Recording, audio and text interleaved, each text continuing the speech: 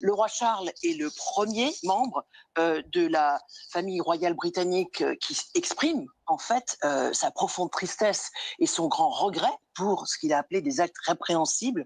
commis contre les Kenyans. C'est une visite à forte portée symbolique qu'effectue depuis mardi le roi des Belges et son épouse, la reine Mathilde, en République démocratique du Congo. Face au peuple congolais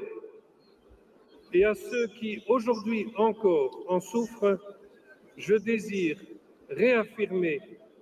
mes plus profonds regrets pour ces blessures du passé. En tant que président de la République fédérale d'Allemagne, je voudrais demander pardon pour ce que les Allemands ont fait à vos ancêtres. Today, I apologize. Disculpa. Tida, taki, pardon. La France avec l'Espagne. Donc voilà, donc l'Angleterre, la Belgique, l'Allemagne et j'ai oublié le quatrième pays. Qu'est-ce qui fait que la France reste à contre-courant dans ce déni du passé colonial? Merci beaucoup pour ces rappels parce que en effet, c'est pas les rappels qui sont trop peu connus, c'est évidemment les décisions courageuses, significatives, prises par un certain nombre de chefs d'État dont on aura du mal à faire croire qu'ils sont des islamo-gauchistes ou des partisans du wokisme, relativement au roi d'Angleterre, relativement au roi des Belges, relativement aux différents dirigeants qui ont été cités, et rappeler que cela répond notamment aux attendus de la conférence de Durban de 2001, dont la vocation était de lutter contre le racisme et les discriminations, et qui, dans le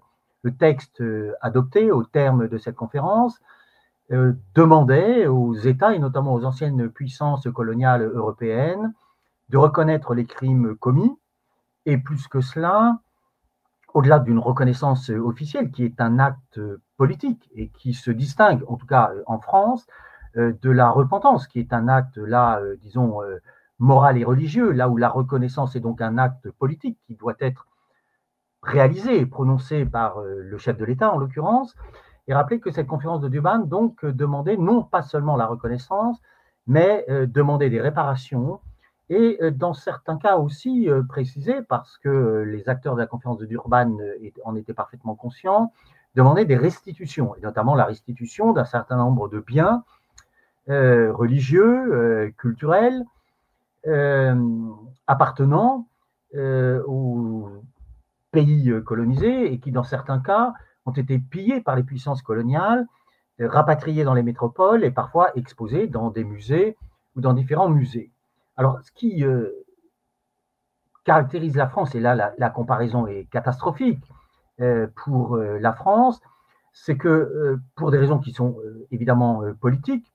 le fait que les extrêmes droites et aujourd'hui les droites de gouvernement, au fond, n'ont jamais accepté d'une part la défaite en Algérie, et c'est plus grave que cela, me semble-t-il, parce que depuis la loi du 23 février 2005, cette loi qui établit une interprétation officielle du passé colonial, ces mêmes forces politiques n'ont pas cessé d'intervenir sur ces questions. Je rappelle pour mémoire que celui qui était candidat à l'élection présidentielle il y a de cela un certain temps, je pense à Nicolas Sarkozy, avait fait de la question coloniale et de la réhabilitation du passé colonial une question essentielle, et que lorsqu'il a été élu, parmi les éléments du premier discours qu'il a prononcé en tant que chef de l'État, il y avait la condamnation de la repentance, et que depuis, les droites de gouvernement n'ont cessé, là aussi et là encore pour des raisons de concurrence avec les extrêmes droites et plus spécifiquement avec le Rassemblement national, n'ont cessé d'estimer que non seulement il ne fallait évidemment pas reconnaître, mais n'ont cessé d'affirmer qu'il y avait des aspects positifs de la colonisation. Tant et si bien que la situation aujourd'hui est telle, et de ce point de vue-là, Emmanuel Macron n'a rien fait pour s'y opposer, la situation est telle en effet que l'on voit mal, dans le contexte politique actuel, comment le chef de l'État ou un gouvernement quelconque pourrait reconnaître de façon précise et circonstanciée ce qui a été perpétré par la France en Algérie. Je vais me permettre d'ajouter que l'année 2025 est une année évidemment très particulière, puisque chacun sait, en tout cas en Algérie, et nous sommes un certain nombre en France à le savoir évidemment aussi, que le 8 mai 2025 sera l'occasion de commémorer le 80e anniversaire, non pas seulement de la fin de la guerre en Europe et de la libération